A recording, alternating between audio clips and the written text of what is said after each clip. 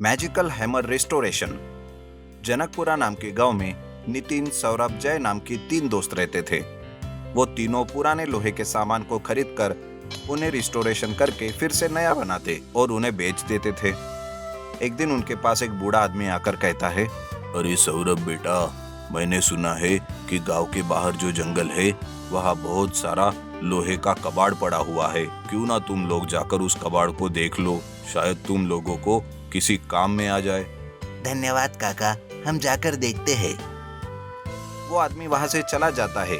इतने में नितिन सौरभ से कहता है, सौरभ, इस बूढ़े को तो कोई काम नहीं है। जब देखो तब कुछ ना कुछ कहता है और तुम्हारे पास से 100-200 ले जाता है। हाँ यार, ये सौरभ बिना इस बूढ़े को सर पर चढ़ा रखा है। अरे जाने दो यार, काका ही तो है। अक्सर उनकी बताई हुई जगह पर हमें अच्छी अच्छी चीजें मिली है। चलो जंगल में जाकर देखते हैं, शायद वहां भी हमें कुछ अच्छा मिल जाए। ये कहकर वो तीनों जंगल की ओर निकलते हैं। जंगल में बहुत दूर जाने के बाद उनके साथ अजीब अजीब हादसे होने लगते हैं। वो तीनों जा रहे थे कि रास्ते में अचानक से आंधी और तूफान शुरू हो जाते हैं। तीनों परेशान हो जाते हैं कि क्या करें। उन्हें कुछ समझ भी नहीं आता। वो जैसे तैसे बचते बचाते थोड़ा आगे जाने की कोशिश करते हैं।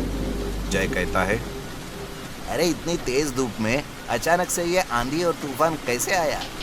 अरे आजकल मौसम का हम कैसे भरोसा कर सकते हैं? यह कहते हुए तीनों थोड़ा आगे जाते हैं। थोड़ा आगे जाते ही आंधी और तूफान एकदम से रुक जाते हैं और रेत का इलाका शुरू हो जाता है। बहुत तेज गर्मी होने लगती है। उन लोगों को पानी की बहुत प्यास लगती है। सौरभ कहता है, अरे मुझे बहुत प्यास लग रही है। नितिन और जय, हाँ मुझे भी, ऐसा कहकर तीनों पानी की तलाश में घूम रहे थे कि उस रेत में से चींटियां बाहर निकलती है और तीनों को काटने लगती है। वो तीनों जैसे तैसे वहां से भाग निकलते हैं। उन तीनों को अमरूद का पेड़ नजर आता है। उस पेड़ पर सिर्फ 3 अमरूद थे। तीनों एक एक अमरूद लेकर उस पेड़ के नीचे बैठ जाते हैं और जैसे ही वो अमरूद खाने जाते हैं, वहाँ एक बूढ़ा आदमी आता है। वो कहता है, बेटा, कई दिनों से मैं भूखा हूँ, मुझे कुछ खाने के लिए है तो दो बेटा। अरे बाबा, हमारे पास कुछ नहीं है सिवाय इस अमरूद के। अगर ये हम तुम्हें दे देंगे तो हम क्या खाएंगे? चलो जाओ यहाँ से। हाँ हाँ, जाओ यहाँ से। बाबा, ये लो, तुम खाओ। बूढ़ा आदमी अमरूद खा लेता है और सौरभ से कहता है, बेटा, तुम्हारा बहुत बहुत शुक्रिया। तुम खुद भूखे रहते हो पर फिर भी तुमने मेरी भूख मिटाई। तुम्हारा बहुत बहुत शुक्रिया। लेकिन तुम इस जंगल में क्या कर रहे हो? बाबा, वो हम लोग कबाड़ ढूंढने आए थे। बेटा, तुम पूरब की दिशा में जाना। तुम जो चाहते हो वो तुम्हें मिल जाएगा। ऐसा कहकर वो बूढ़ा आदमी वहां से चला जाता है और तीनों पूरब की दिशा में चलते हुए जाते हैं। उन्हें वहां कुछ नहीं मिलता। नितिन और जय दोनों मिलकर कहते हैं, अरे सौरभ, तुम्हारी बात सुनकर आज हमारा पूरा दिन खराब हो गया। ऊपर से अजीब अजीब हादसे। ऐसे कहकर वो तीनों घर लौट रहे थे कि सौरभ के पैर को एक पुराना जंग से भरा हुआ हथौड़ा लगता है। सौरभ उस हथौड़े को उठा लेता है। अरे सौरभ, खोदा पहाड़ निकला चूहा।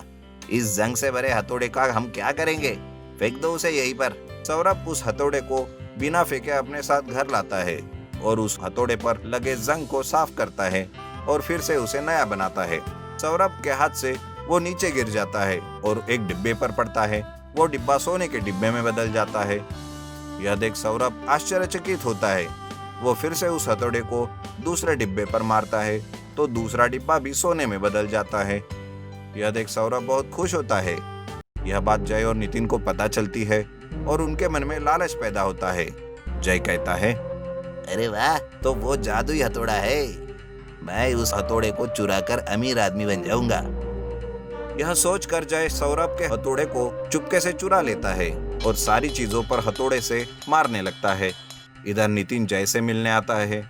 वो चुपके से जय को हथौड़ा चुराते हुए देख लेता है। नितिन जय से उस हथौड़े को चुराना चाहता था, लेकिन जैसे ही नितिन जय के घर में जाता है, जय सारी चीजों पर धड़ाम धड़ाम से हथौड़ा मार रहा था और अनजाने में वो हथौड़ा नितिन के सर पर लग जाता है और नितिन सोने की मूर्ति में बदल जाता है। यह देख जय घबरा जाता है और जोर जोर से रोने लगता है। नहीं नितिन, मुझे माफ कर दे यार। हे भगवान, अब मैं क्या करूं? रोते रोते वो खुद अपने आप को वो हथौड़ा मार लेता है और वो भी सोने की मूर्ति में बदल जाता है। वो हथौड़ा फिर से वापस सौरभ के पास आ जाता है।